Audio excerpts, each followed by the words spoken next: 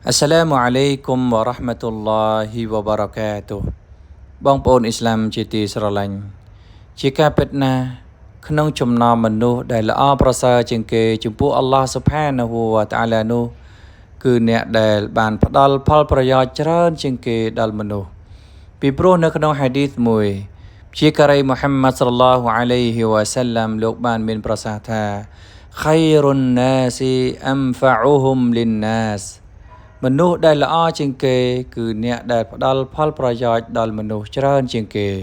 ហេតុនេះបងប្អូនអ៊ីស្លាមជាទីស្រឡាញ់